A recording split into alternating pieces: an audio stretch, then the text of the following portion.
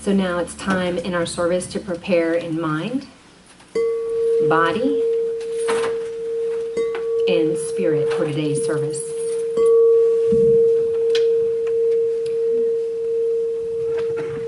Joyous living, living in gratitude. What's the news? And this is by Petra Welds and Christian Sorensen. During the time of the Kwanzaa, each day is greeted with a Swahili saying, Habari Gana.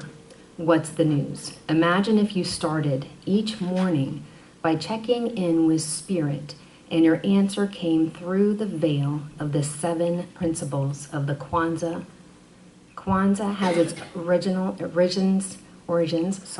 origins in the ancient Africa first fruits of the harvest, which stresses the cooperation, gathering, and sharing of good.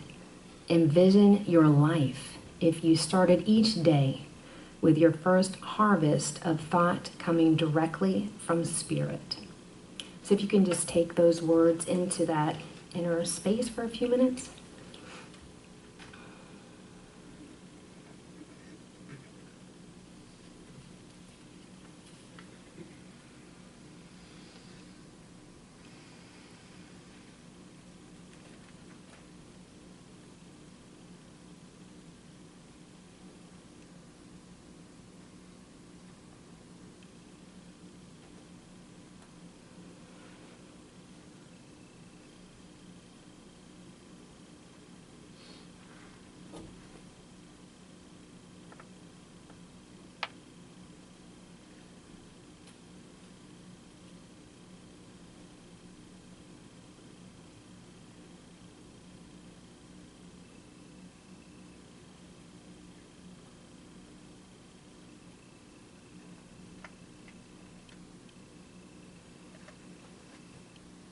So how good it is to know that spirit is right where I am, right where we all are. That inner energy of pure spirit that pulses through every cell of our body, that we are absolutely imbued with this power. And the same power divinely orchestrates this service. And I know that from the music ministry to Reverend Cece to the Children's Church, I know that it is absolutely in perfect divine right action. And I know that this service has been made up of so much love. As we feel that, it's so palpable in our presence right here and right now. And I give such thanks for this. Thank you, Father, Mother, God, as I know that it is absolutely true. And together we say, and so it is. Amen.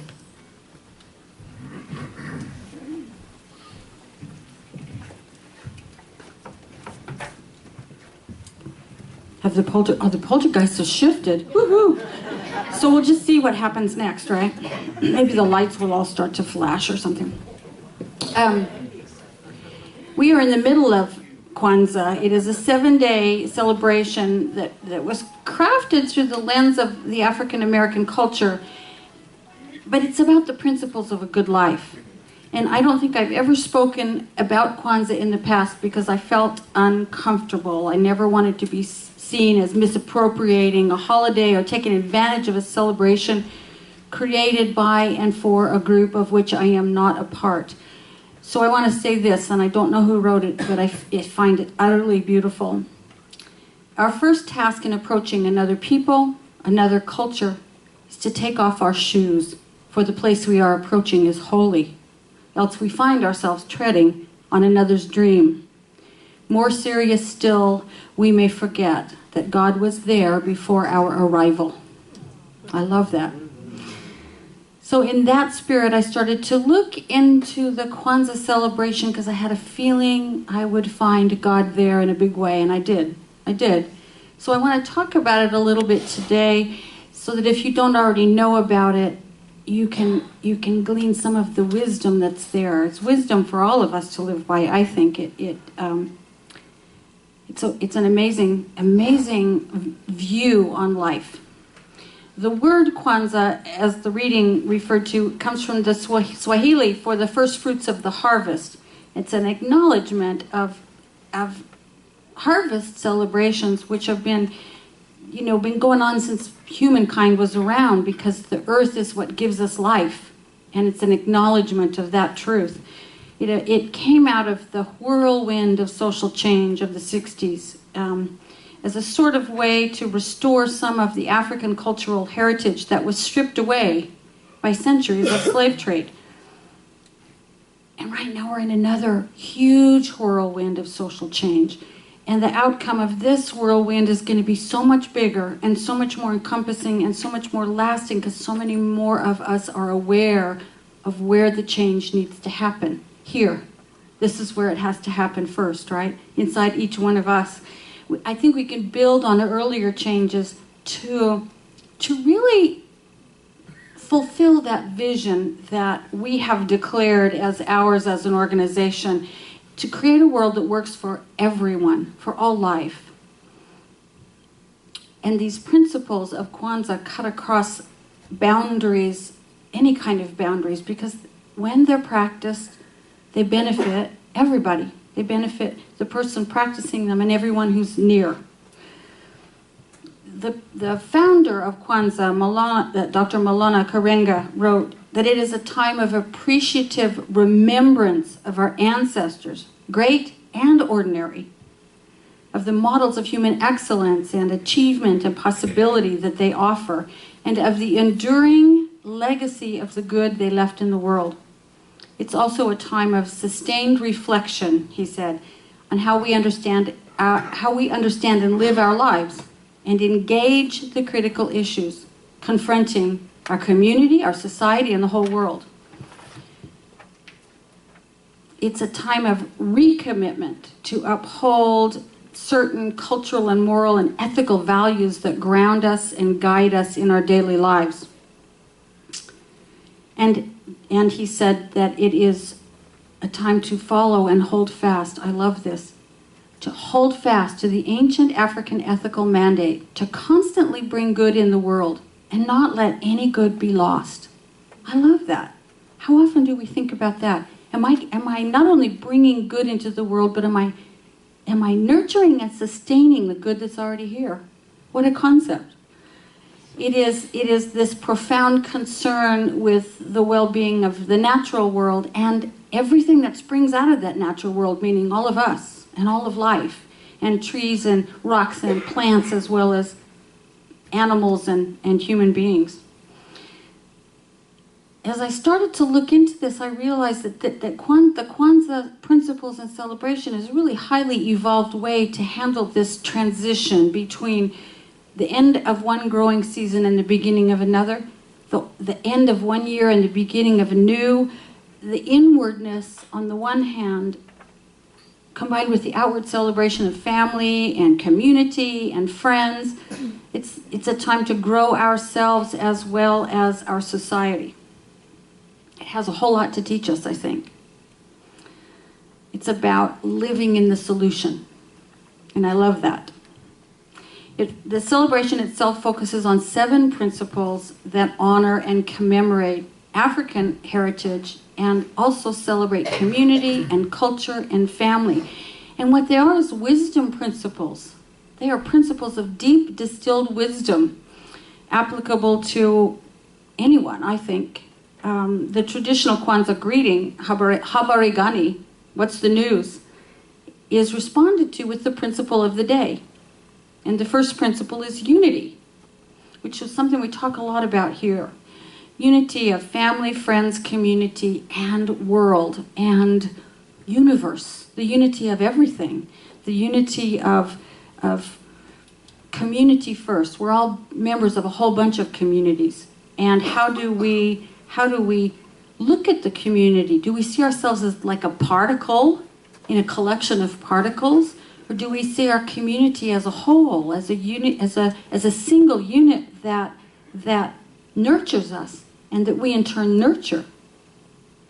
Do we see ourselves as kind of loose pieces hanging out together, or do we see ourselves as part of a single organism, so that whatever I do is going to affect you and whatever you do is going to affect me? See, unity gives us a whole different view on life itself, I think. And it's an idea that's expressed by wisdom teachers and mystics of every culture and every religion and every place on the planet. Because when we think about unity, the unity of the universe, we come into this harmonious place with what I think is the ethical imperative that human beings were created, evolved, however you want to put it, to allow ourselves to be conduits of good in the universe, allow ourselves to be places that sustain good. And when we perceive unity, when we perceive that all creation is one, when we perceive that whatever I do affects others, all of it, the whole, and whatever happens in the whole affects me, we start to take better care of the unity. We start to nurture it and pay attention to how we're impacting it. Because it's not out there, it's part of who we are. And the second principle is self-determination, which, considering that slavery stripped any ability to determine one's lives, it makes perfect sense that self-determination would be a guiding principle. And when I looked at it metaphysically, I realized that until we become conscious, none of us have pure self-determination. Until we become conscious of the things that we have been handed by our culture, ideas of separation, that what I do only affects me, ideas of superiority and inferiority, of us and them, of all those things that have created a social structure that's no longer working so well because it's based on fear instead of unity. If we each decided to get to the root of all of those old ideas that we receive from society and look at them honestly and say, is this worth keeping, or do I want to let this go? You know, the whole idea that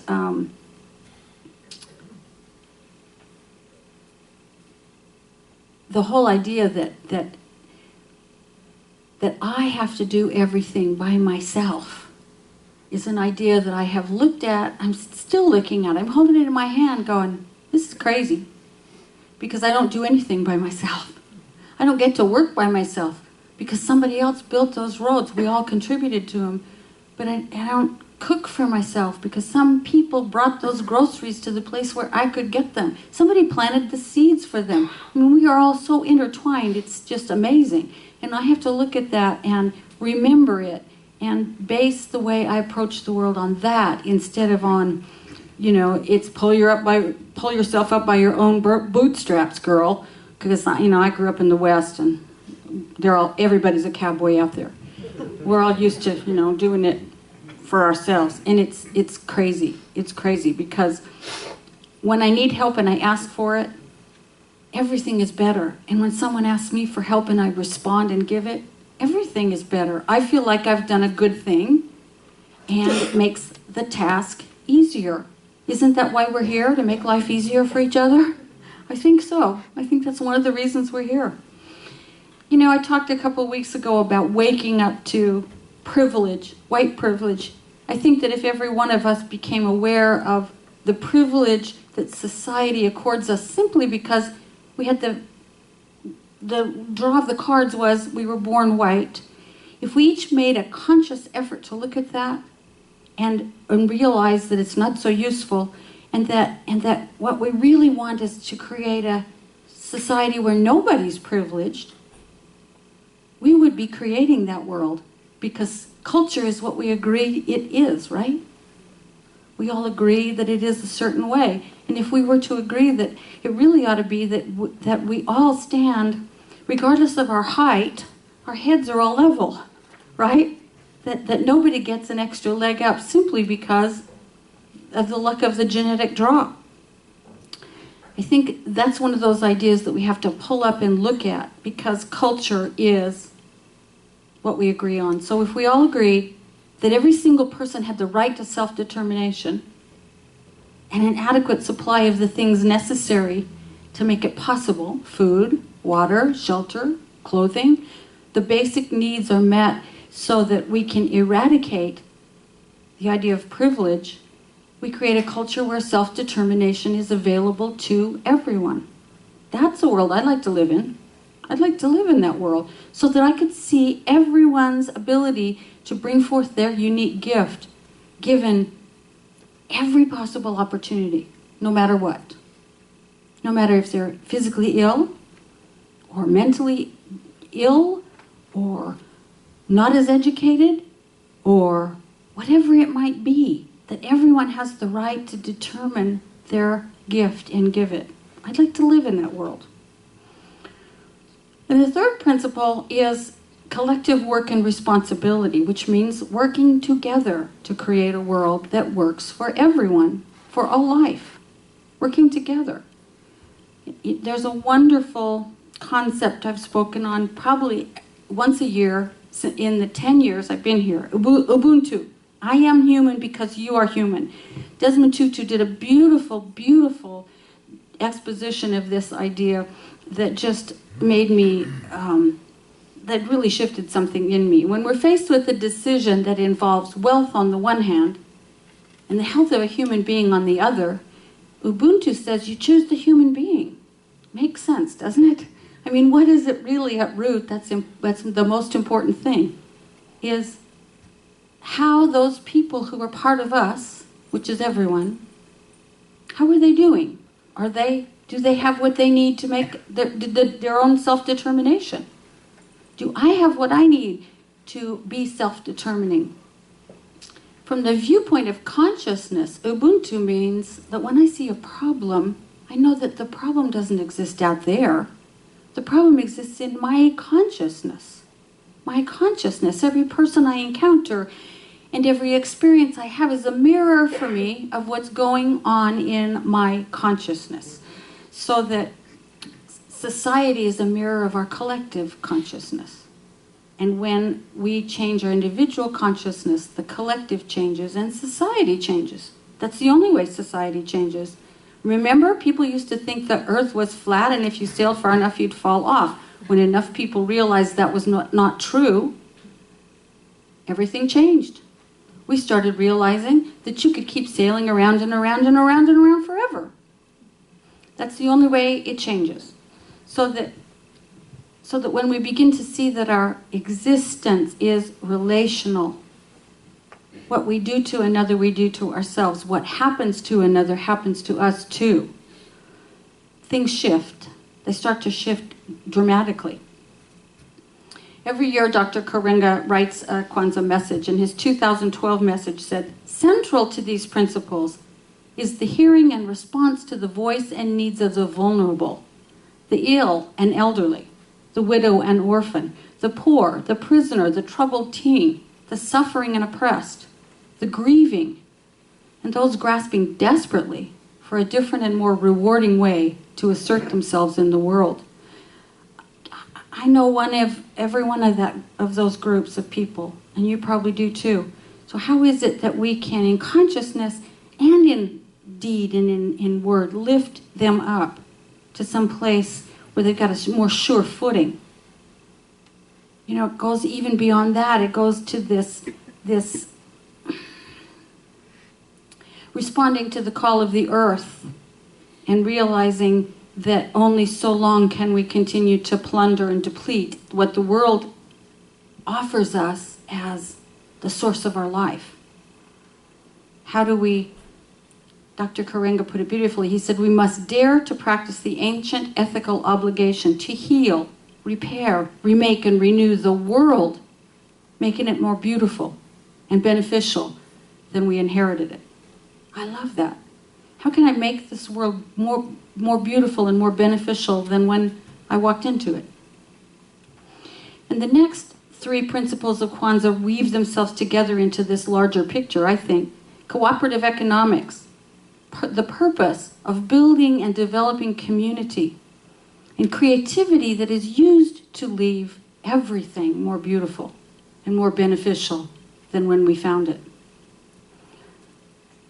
Cooperative economics, I'm not talking about communism, I'm talking about cooperation. You know, it's like the roads I was talking about. We build roads and libraries and schools cooperatively, because no one person can do it, right?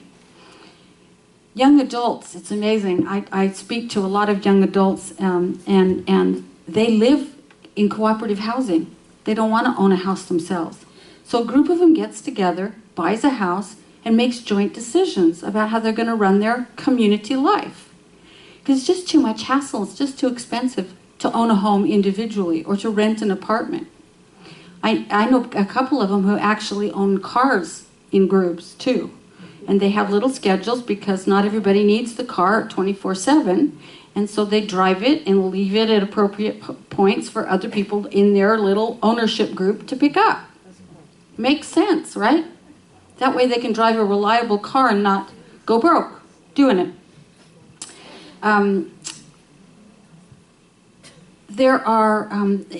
The whole state of North Dakota has a banking system that's cooperative. There are like 80 networked banks, and they take all the money of the citizens who bank there and all the tax revenues, and they distribute the profits to the state treasury and to the citizens who are the shareholders of this cooperative bank. So you take the tax money and it earns X amount in interest, and everybody gets a share, which is kind of a cool thing. Seattle's now working toward, the city of Seattle, towards cooperative public banking. And there are tens of thousands of models of cooperative economics arising throughout the whole world. And thousands of cooperatives that are attempting to make the health of the earth part of the economic decision-making process. It's this care for all of life and the globe we live on, leaving it nicer, more beautiful, more beneficial than we found it. And the purpose of building and developing the community to restore people and support people in their greatness. Isn't that wonderful? I mean, there's a principle to live by. Every community could benefit from that kind of viewpoint of supporting everyone in that community in their greatness. Wow, I mean, that's why we exist here. But if we take it out, and what if we took it to work with us? Or to school? What if we started supporting everyone we knew in their greatness? Not in their smallness, but in their greatness. I think things would start to shift pretty rapidly. That's when miracles happen. When everybody in a community feels empowered to say, this is my gift, and I want to give it in the biggest possible way. Every one of us has something so precious to give the world. And if we're encouraged in that, we might not die with our song unsung or with our gift ungiven. We might actually give it to its fullest extent. That would make the world amazing, I think. And the principle of creativity defined by Dr. Karenga, doing all that we can in the ways that we can to leave our community more beautiful and beneficial than we inherited it. Whew. If we all lived our life that way, we could solve the problems that face us right now. We could solve the problems of the extinction of animals and the warming of the Arctic mass and all of those other things that we think about from an ecological viewpoint. We could solve the problems of people being disenfranchised and disempowered. We could solve the problems of the elderly and the ill and the troubled teen and all of those people that Dr. Karenga talked about. He said we're to raise up what is in ruins, repair what is damaged, rejoin what is severed, replenish what is depleted, set right what is wrong, strengthen what is weakened, and make flourish that which is fragile and undeveloped. In other words, to create within ourselves and in our thoughts and in our actions a world that's better today than yesterday, and better tomorrow than today, and better next year than this year, for ourselves and for everything that exists. The two are inextricably connected. So when we create a world that's filled with more joy for us, the world is filled with more joy. When we create a world where everything that we do, we hold up against this ideal and say, yeah, I am leaving the world a better place than when I inherited it. Everybody benefits from that. Everybody. So the final principle of Kwanzaa is faith. And I would sum it up as faith in the vision that was just described. The vision of a world that is better and more beautiful and more beneficial than when we arrived here. That is a world that works for all life. That is a world of kindness and caring and mutual respect and honoring each other and justice and peace and well-being and substantive freedom, self-love, security, all of those things that we each want in life. It's the principle for January 1st, the last day of Kwanzaa, and I found the most wonderful thing at the end. That day is a day of meditation, where one is to sit down and think deeply about one's life in the world and reflect on 3 basic questions. Who am I? Am I who I say I am? Am I living in integrity? And am I all I ought to be? There's a New Year's contemplation, isn't it? Am I all I ought to be? What great questions for this. I found a Rumi quote this morning about how it seems like the garden is quiet, but the roots are down there riotous. You know, we're all planting next year's roots right now, and they're growing, and they're sending out their tendrils deep into the earth and wide so that they can gather nutrients for next year's life. And so what if all of that were done in conjunction with these questions? Who am I, and am I really who I say I am? And am I all that I ought to be?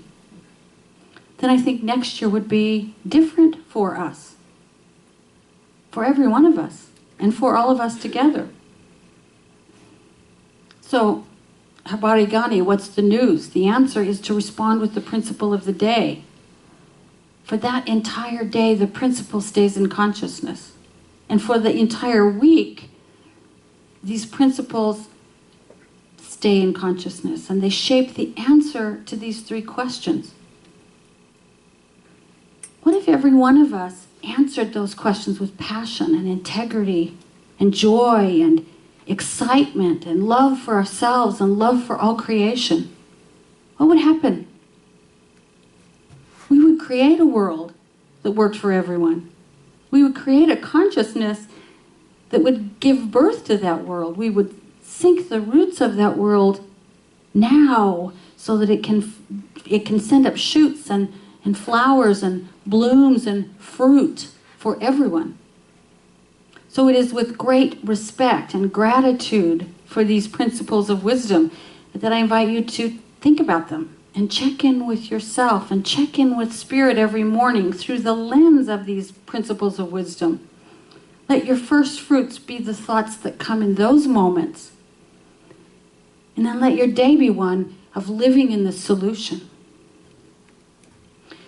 And so I invite you now to pray together. Let my words be your words as we pray affirmatively. Which means we acknowledge first the allness of Spirit. We acknowledge the fact that there is only one life. There is only one mind, one power that created all that exists from its own being, through its own creativity. So that right where I am, the very nature of God is, the very nature of that creative principle and power is. Right where I am, there is an embodiment of life itself, the life of the universe. And this is true for each one of us. It is true for all of creation. It is all created by and through and of God. So that everywhere we look, truly we see the face of God if we let ourselves see it. And I know that each person here acknowledges and realizes in a way deeper than ever before the truth of themselves. They are life itself embodied. They are Spirit itself infleshed. They are the divine making its way into the world with every breath, with every thought, with every word, with every deed. Each one of us is that. So that when we express ourselves fully when we seek to make the world a more beautiful and beneficial place, we are doing the work of the divine. We are doing the evolving of the universe by means of us. So I speak my word for each one of us here, that the roots that we are sinking down into the depths of creation give rise in the days and weeks and months and a year to come to prodigious fruit of joy, of peace, of love, of self-love, of compassion, of passion and integrity, of every good thing that our hearts desire. And that we accept those gifts and we share those gifts with all of those who allow us to be human because they are human. And so I give great thanks for our time together this morning, and for each person who allows me to be human, for each person who is part of this community, this gathering this morning, each person who stands here on holy ground as a holy presence. I say thank you, God. I let it be, knowing it's already so. And we say together, and so it is. I am remembering who I am. I am remembering who I am. I am remembering. I am remembering. I am remembering who I am. I am remembering who I am. I am remembering. I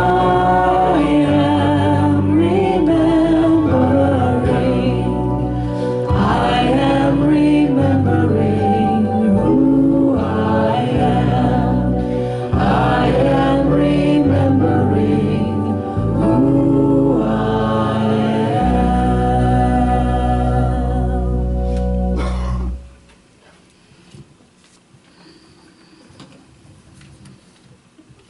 We now have an opportunity to give to the center, the support and ongoing life of the center.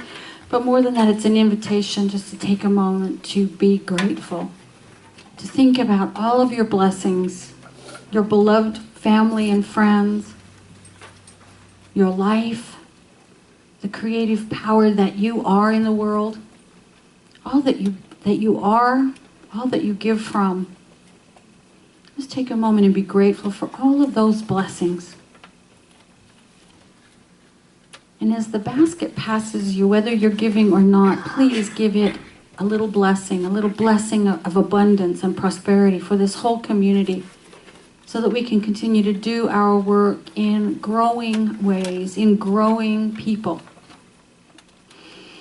And let's affirm together, gratefully I give with an attitude of abundance. Gratefully I give with an attitude of abundance. For I know that as I give, so do I receive. For I know that as I give, so do I receive. And so it is. So it is. So, goodness, this coming Wednesday, 7 a.m., wear your pajamas and come on down for the annual World Peace Meditation. It's about 45 minutes, and really, we have had people show up in their pajamas. It's perfectly all right. We don't turn the lights up or anything. We'll be meditating around the whole world. It's Greenwich Mean Time, noon Greenwich Mean Time, which makes it 7 a.m. here. So that's what's mean about it. That's what's mean about it, yeah. Hey, when I was in Utah, I was 4, so. Well, there you could at least stay up for it.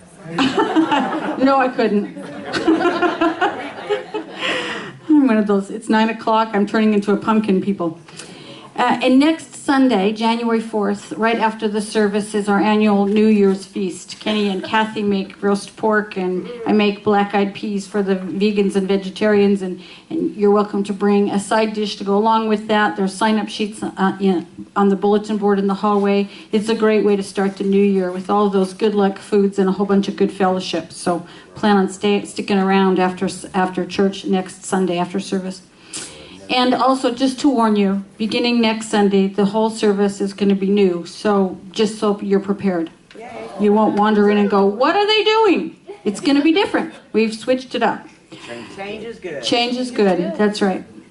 And 2 weeks from today, January 11th, after service, is our annual meeting. And we would love to have you stay and give your input about the life of our community. We'll be electing some core council members and talking about our budget for next year and things like that. And then on January 16th at 7 p.m., we will host a Dayton community-wide showing of a movie by Tim Wise. It's at Friday evening at 7 p.m., January 16th. I think it's going to be a place we can start some really productive conversations. And don't forget, we have 2 classes starting up right after the new year. Foundations, which is our first class, and The Essential Ernest Holmes, which is an amazing class based on a book that was compiled by Reverend Jesse Jennings from Dallas? Is it Dallas? Yeah, the Dallas, Texas area. He's an amazing thinker, and he put together Ernest Holmes' work in sort of 4 subject areas, and it's a great way to delve deeply into oneself. So take a look at those classes, and take a look at the rest at the back page of your program for more stuff that's coming up. We have a lot going on around here, and there's always something of interest happening. And today is birthday Sunday, so we also have cake. And I want to say happy birthday to Maggie Pierce, Jean King, Kenny Rice, Dustin Cieto, Tom Cooper, Isetta Thompson, Tina Lugay, Aiden Kimbler, Jason Thomas, Paul Hayford, Herman Chenderomani, Susan Widener, Teresa Kleinan, Sarah McKenzie, Stephanie Stewart, and Bear. Happy birthday!